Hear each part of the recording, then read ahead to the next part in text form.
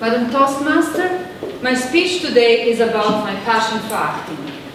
The passion that defined me as a girl, saved me when I was at my lowest, and continues to make me enjoy my life as I approach my middle age. Ever since I was a little kid, I was known on my theatrical skills. I knew how to fake a good cry, how to faint, how to put up dramatic performance and mimic other people. But it was not until the high school that I truly fell in love with theater. So I was acting, I was watching plays, I was gobbling movies, and I was hanging out with a lot of theater crowds. Naturally, I started dreaming big. Well, big enough for my mother to get some little alarm sounding in her head.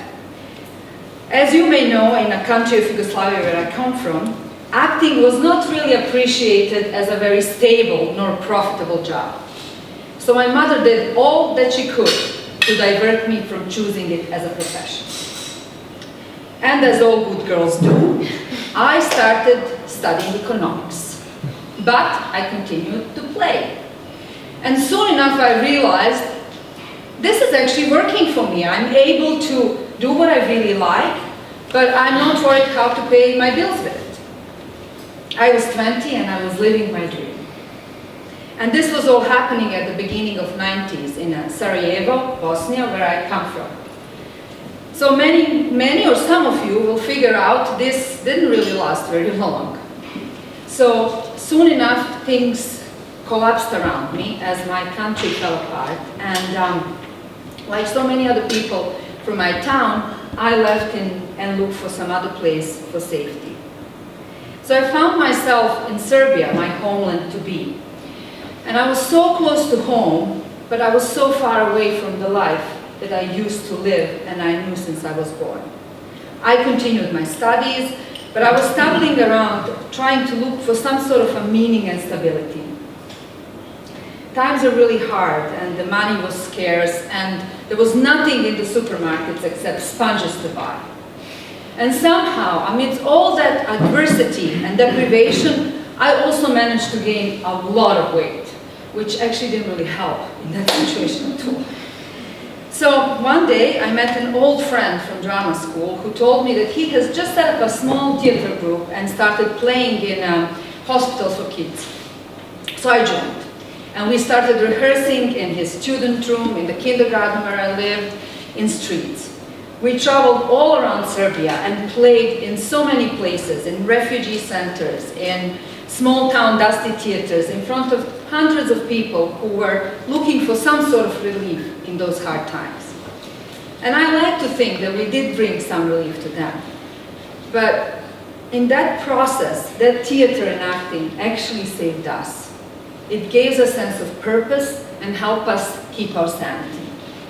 And it was thanks to that acting that I've got my first real paid job with Oxfam, someone may know, a humanitarian organization that set me on a path I'm still on. Sadly though, that meant ending my acting. So I was no longer able to play dramatic acts in the theater.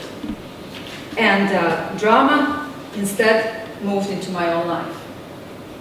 So I married an American guy from Boston. I lived in so many places, as Toastmaster Richard said, from Philippines to Geneva. I once visited India in 5 days, I've been in 5 states, and I was 5 months pregnant. I was stuck in a hurricane for 2 days in the airport. And among all these other things, I gave birth to our 3 children, which I assume many of you would think is the biggest drama of them all. And when I thought that I would never have an opportunity to stand on a stage again, it happened. And it turns out it was thanks to another war, or because of another war, better said, this time in Syria. So after 6 beautiful years in Philippines, we were moving to Lebanon.